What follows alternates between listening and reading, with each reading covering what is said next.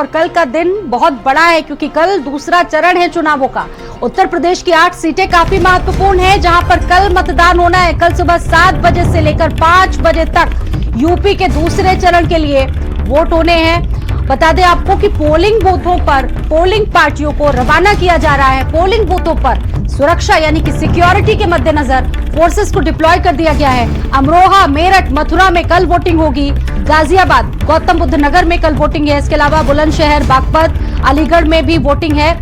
आपको बता दें कि यूपी की 8 सीटों पर 91 प्रत्याशी चुनावी मैदान में अपनी किस्मत को आजमाने जा रहे हैं। वहीं हीट स्ट्रोक और मेडिकल किट की भी व्यवस्था है क्योंकि गर्मी बेतहाशा है और इससे भी किसी भी तरह की अव्यवस्था ना हो, इसको लेकर स्वास्थ्य महकमा भी पूरी तरीके से कमर कस चुका है। कल सुबह 7 बजे से लेकर 5 बजे तक लोग वोट करने के लिए निकलेंगे और ऐसे में पहले चरण से ज्यादा वोटिंग हो पाए, इसको लेकर लगातार लोगों को अवेयर किया जा रहा है। चुनाव आयोग ने भी काफी प्रयास किए हैं क्योंकि पहले चरण में उम्मीद के मुताबिक कम वोटिंग हुई थी।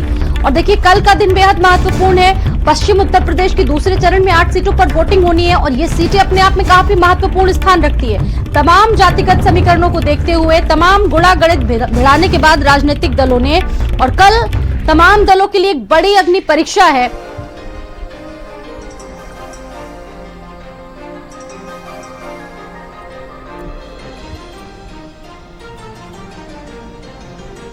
और बातचीत करेंगे, हमारे तमाम सहयोगी इस वक्त जुड़ चुके हैं। सीधा रुख करेंगे अपने सहयोगियों के पास, जानेंगे वहां का चुनावी हाल। मेरे साथ मेरी सहयोगी स्वाति पाठक, नरेंद्र और लोकेश जुड़ चुके हैं। सीधा रुख करेंगे। स्वाति, सबसे पहले तो आपके पास में क्या चुनावी माहौल है, क्या कुछ मुद्दे हैं इस बार के, आपसे जरूर जानना चाहेंगे।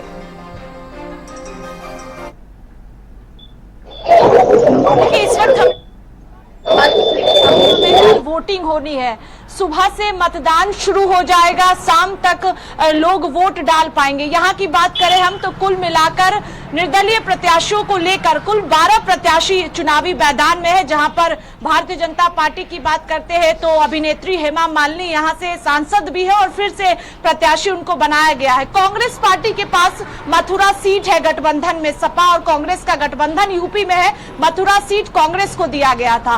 बसपा ने भी उम्मीदवार उतारा है और निर्दलीय उम्मीदवार भी है, तो कुल मिलाकर 12 उम्मीदवार है। इसके साथ ही अगर हम कल की बात करते हैं सुरक्षा व्यवस्था की, तो यहाँ पर भारी सुरक्षा बलों को जो है वो तैनात अलग अलग बूथों पर किया गया है। इसके साथ ही कई ऐसे बूथ हैं जहां पर ज्यादा मतदान हुए थे 2019 में, उन बूथों पर खास निगरानी जो है वो रखी जाएगी। जगह जगह पर सीसीटीवी कैमरे भी लगाए गए। इसके साथ ही अगर हम मतदान केंद्रों की बात करते हैं तो 1100 से ज्यादा मतदान केंद्र मथुरा में तैयार किए गए हैं। बूथों की बात करते हैं तो 2100 से ज्यादा बूथ बनकर तैयार है। अब शाम तक जो है वो पूरी व्यवस्था कर ली जाएगी क्योंकि कल सुबह से ही वोटिंग की प्रक्रिया शुरू हो जाएगी। अब देखना होगा कि वोटिंग प्रतिशत किस तरह से यहाँ पर इस बार रहता है, क्योंकि पहले चरण में आपने देखा था कि वोटिंग प्रतिशत कुछ खास नहीं रही थी। अब अगर हम मुद्दों की बात करते हैं तो यहाँ पर जो है वो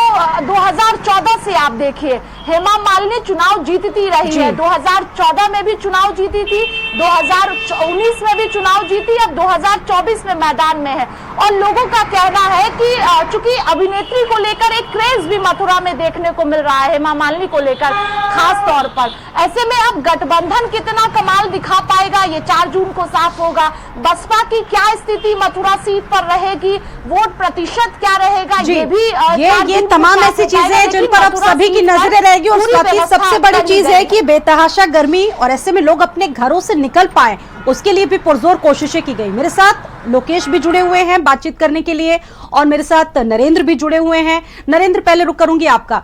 नरेंद्र, मेरठ का तो समीकरण आपने कई बार बताया, अभी फिलहाल चुनावी माहौल क्या है वहां पर, क्या टेम्परेचर है? क्योंकि गर्मी बहुत ज्यादा है, पहले चरण में वोटिंग कम हुई थी, लोग ये मान रहे थे कि कल और भी ज्यादा गर्मी बढ़ने की संभावना है।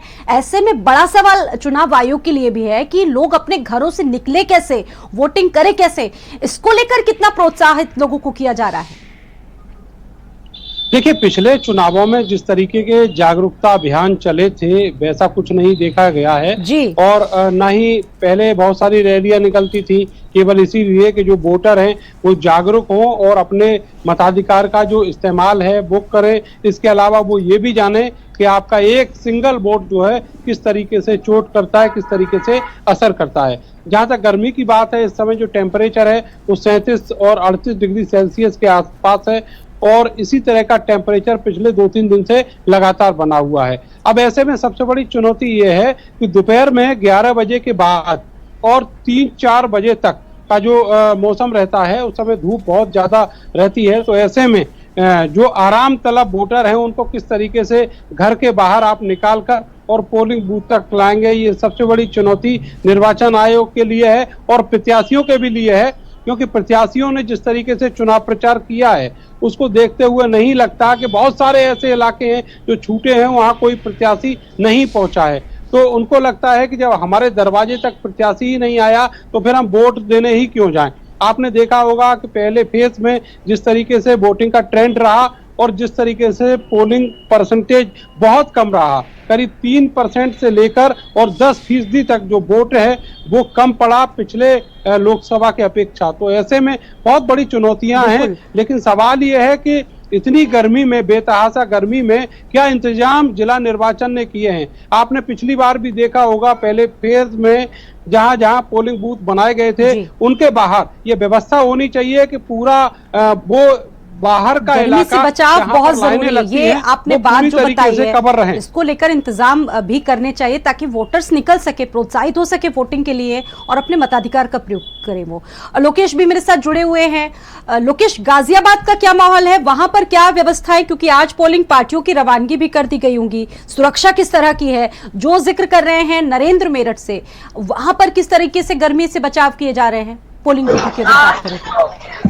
देखिए, इस वक्त मैं गाजियाबाद के कविनगर रामलीला मैदान में हूँ जहाँ से पोलिंग पार्टियां रवाना की जा रही है और इस वक्त टेम्परेचर करीब 38 डिग्री सेंटीग्रेड के करीब है और यहाँ पर लोग अपने अपने जो कर्मचारी हैं वो वोटिंग के लिए रवाना हो रहे हैं, जो पोलिंग पार्टियां। और इस बार आपने हर बार देखा होगा कि वोट करने वालों के लिए सेल्फी पॉइंट होता था। इस वक्त मेरे पीछे एक सेल्फी पॉइंट जहाँ लोग जो कर्मचारी हैं वो लोग एक अपने आप को गर्व महसूस करें, क्योंकि अधिकतर आपने देखा होगा कि पोलिंग में जिनकी ड्यूटी लगा दी जाए वो अपनी ड्यूटी कटवाने के लिए तमाम तरीके की सिफारिशें करते नजर आते थे। इस बार ये व्यवस्था की गई कि सारी ऑड कंडीशंस होने के बावजूद भी जो कर्मचारी हैं वो वोट कराने के लिए तैयार हैं। और स्थिति यह है कि इस वक्त हम खड़े हुए हैं यहाँ पे और बेहद ज्यादा गर्मी है और हर एक परेशान है, हर एक शख्स। अब पोलिंग स्टेशन पर इस बार व्यवस्था इसीलिए चुनाव आयोग और डिस्ट्रिक्ट एडमिनिस्ट्रेशन ने ये की है कि अब पानी से लेकर के तमाम व्यवस्थाएं की जाए, क्योंकि अभी सेकंड फेज का चुनाव है और टेम्परेचर 38 डिग्री सेंटीग्रेड के करीब जा रहा है। जब आगे और टेम्परेचर बढ़ेगा तो वोटिंग परसेंटेज कम होने की संभावना है और ये कोई भी चाहे चुनाव आयोग हो या डिस्ट्रिक्ट एडमिनिस्ट्रेशन हो ये नहीं चाहता। फिलहाल तैयारियों की बात की जाए तो कई सारे ऐसे पोलिंग स्टेशन और पोलिंग सेंटर्स हैं अब बूथ के साथ में कि जहां पर जिन्हें वल्नरेबल की उसमें रखा गया है, यानी कि अति संवेदनशील की श्रेणी में, और वहां पर पूरी तरीके से इनर और आउटर कॉर्डन पर सेंट्रल पैरामिलिट्री फोर्सेस लगाई जाएंगी। करीब आधे यानी कि करीब 700 के करीब बूथ की ऑनलाइन जो है वो लोकेश आगे लौट रहे हैं, इस पर बातचीत करेंगे। मेरे साथ दानिश भी जुड़ चुके हैं, नोएडा से रुक करते हैं दानिश का। दानिश, गर्मी की बात हो रही है, एक तरफ चुनाव दूसरे चरण का, दूसरी तरफ गर्मी बेतहाशा है, गर्मी पर भी बात कर रहे हैं और साथ ही साथ चुनाव को लेकर क्या तैयारियां हैं वहां पर इस वक्त आपसे जानेंगे।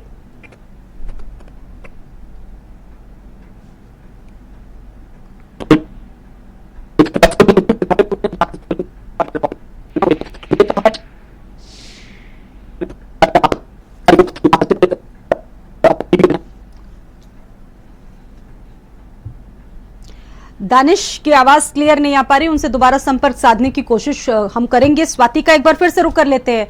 स्वाति, अब आज पोलिंग बूथों की अगर बात करें तो पोलिंग पार्टियों को रवाना कर दिया जा रहा है। आज का दिन बहुत महत्वपूर्ण है, जमकर दिग्गजों ने प्रचार प्रसार किया और शाम 5 बजे तक जो चुनावी शोर है वो भी पूरी तरह से आज थम जाएगा अगले चरण का।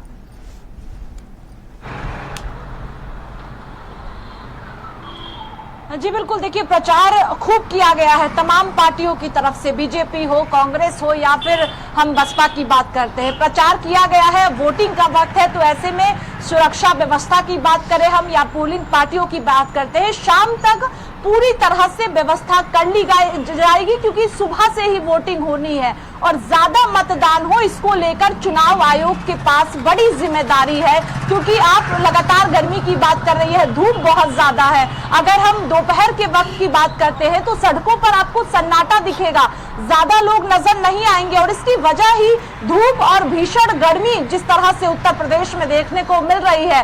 अब ज्यादा जो वोटर्स होते हैं, आपने पहले चरण में भी देखा कि सुबह के वक्त वोटर्स अपने घरों से ज्यादा निकलते हैं, शाम के वक्त ज्यादा बूथों पर लंबी कतारें देखने को मिलती है, लेकिन उत्साह भी देखने को मिलता है। हम महिला वोटरों की बात करें, हम जो पहले टाइम जो वोट देंगे युवाओं की बात करते हैं तो जोश भी दिखता है और चुनाव आयोग के पास ये भी जिम्मेदारी है कि किस तरह से ज्यादा वोटिंग कराई जाए। इसी वजह से जो पोलिंग बूथों की हम बात करते हैं वहां पर पानी की व्यवस्था भी की गई है, वहां पर जो है वो डॉक्टरों की तैनाती भी की जाती है क्योंकि इस गर्मी में धूप में जो है वो मतदान ज्यादा से ज्यादा कराई जाए, ये चैलेंजिंग होता है कहीं ना कहीं। इसी वजह से ये तमाम व्यवस्था की गई है और खास तौर पर जो संवेदनशील जो इलाके हैं, जो अति संवेदनशील इलाके हैं, वहां पर खास निगरानी होती है। पोलिंग पार्टियों की बात करें हम तो शाम तक पोलिंग पार्टियां जो है वो पहुंच जाएंगी क्योंकि रवाना हो चुकी है, सुरक्षा व्यवस्था भी की गई है, जो जवान है वो भी धीरे धीरे मथुरा में पहुंच रहे हैं। शाम तक कुल मिलाकर पूरी व्यवस्था कर ली जाएगी और बूथों पर जो है वो निगरानी हलचलें काफी तेज है क्योंकि कल दूसरे चरण का चुनाव होना है। आप सभी का स्वाति बहुत बहुत धन्यवाद जुड़ने के लिए और जानकारी देने के लिए।